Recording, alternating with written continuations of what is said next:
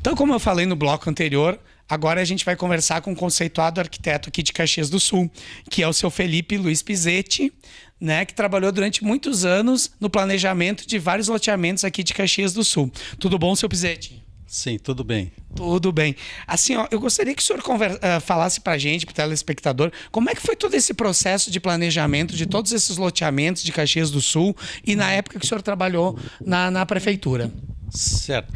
Esses loteamentos, na realidade, é um loteamento onde o foco principal era a pessoa, a família que estava abandonada ao redor da nossa cidade, tá? E na época em que foi admitido no Gamaplan, eu trabalhei lá durante 1 ano e meio, 2, e nesse interim se constatou esses bolsões de miséria, ou de invasões, tal. E nesse mesmo tempo, o professor Zorzi era o secretário de Habitação. Isso lá pelos idos da década de 80, mais ou menos. Isso, 1900, exatamente nessa década de 80. Aí o professor Zorzi estabeleceu um plano de ação para eliminar esses focos de invasões ou de pessoas menos favorecidas construindo ilegalmente suas residências, né? E formou uma equipe grande que foi um contrato através da Codeca, contratando arquitetos, engenheiros, geólogos, e topógrafos, no sentido de levantarem a necessidade de instalarem, na época, então foi feito um levantamento total das necessidades de implantação desses loteamentos e dar um terreno para eles e uma moradia. Foi que foi selecionado esses bairros, né? E com toda a equipe foram planejados a urbanização de determinadas áreas na cidade, né? E para poder distribuí-los, né, através do FUNCAP. O FUNCAP é um fundo de habitação popular, tá, que foi aprovado lá em 1952 ainda. Tá? E o FUNCAP ele favorecia famílias de até um certo número de salários, 3 salários até 5. Tá? Então houve uma classificação, né? E na época lá verificou-se que 20 mil famílias precisariam de ser recolocadas, né, para terem uma vida mais saudável, né, mais digna. Desculpa eu interromper, mas a gente assim, ó, a gente está falando de bairros que hoje as pessoas já têm todas as condições de habitação, né? Como é que elas viviam naquela época esse tipo de pessoas, tipo do bairro Diamantino, uma parte do Desvio Risso e outros assim que a gente sabe que vocês trabalharam muito bem na época.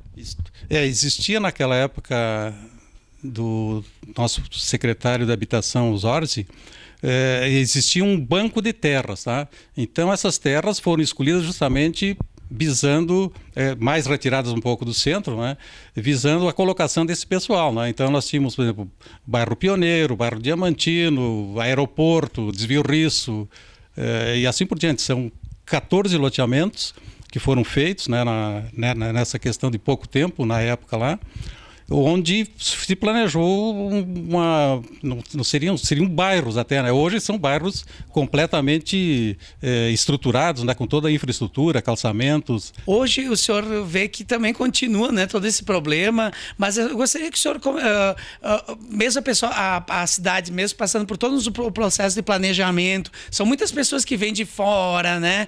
O senhor hoje, nós estávamos comentando, e é quase que unânime na cidade, que Caxias precisa de alguma intervenção mais drástica no centro da cidade, né? Eu conversei com a professora aqui da primeira entrevista do bloco anterior e ela concordou muito e que Caxias precisa dar uma revitalização na Avenida Júlio, na praça, né? Como é que o senhor vê hoje ao centro da cidade, já que os bairros aqui o senhor tem uma experiência vasta?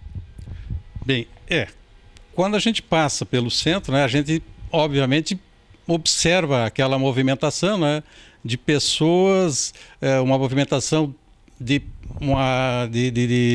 pessoas de muita idade, né? Então a gente já prevê que seriam pessoas que já estão se aposentaram, tal. Se verifica também a propagação de muitos ambulantes com vendas de tudo quanto é artigos, né? E de pivetes também, né? A gente observa muita pessoas que estão sem ocupação que poderiam estar ocupadas, né? Exatamente.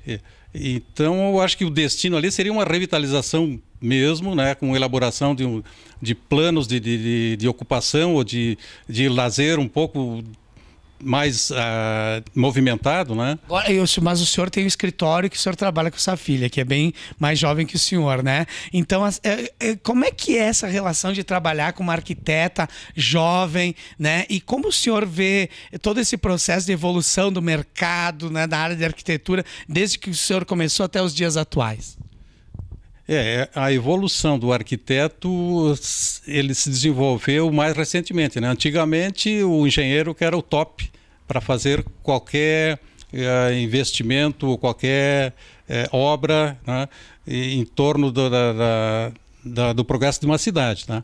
Então, o arquiteto, hoje, ele, na minha opinião, né?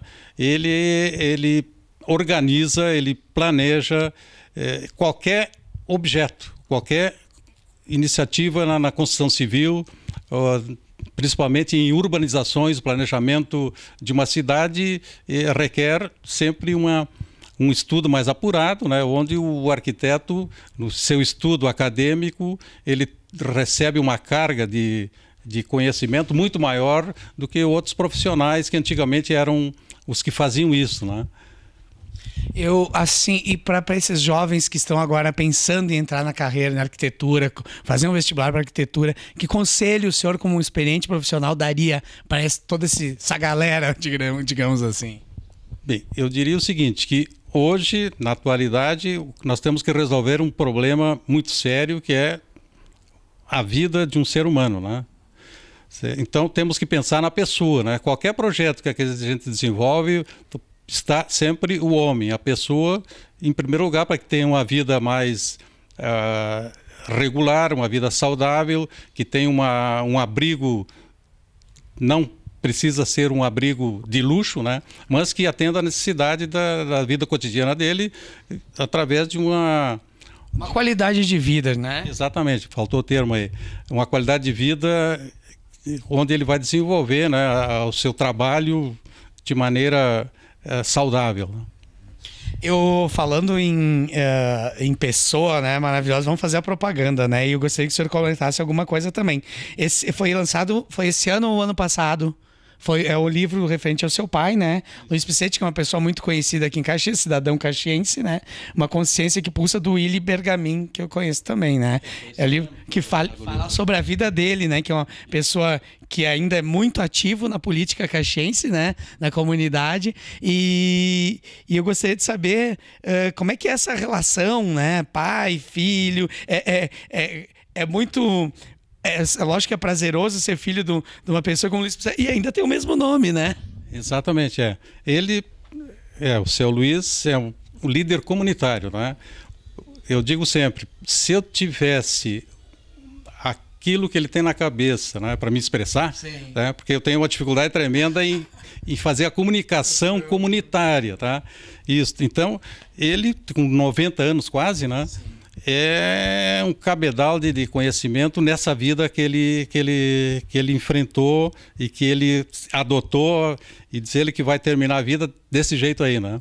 Então, com 90 anos, ele tem uma atitude, desde os tempos que eu me conheço como criança, sempre a mesma, né? Visando sempre o bem comum da comunidade. Então, isso é que é o principal ponto do livro dele. Ele mostra aí a vida dele inicialmente e depois mostra como deveria ser a vida de todas as pessoas, né, que convivem numa cidade, numa comunidade. Bom, eu lhe agradeço. Eu tenho que agradecer, então, os patrocinadores aqui, que é a Hometech, a Móveis de Marque, a Persian Collection, a Fórmula Estofados, New Móveis Planejados e o apoio da La Cortinella. E eu aqui ontem eu li na coluna do conceituado Gasparotto, no jornal Sul, uma frase que era de arquitetura. Então, eu vou falar aqui. A arquitetura é o jogo sábio, correto e magnífico dos volumes dispostos sob a luz. Corrija se eu estou... Le Corbusier. É isso aí, né? Então tá. A gente agradece e na próxima semana também a gente vai voltar com outro assunto relacionado a esse tema. Até lá.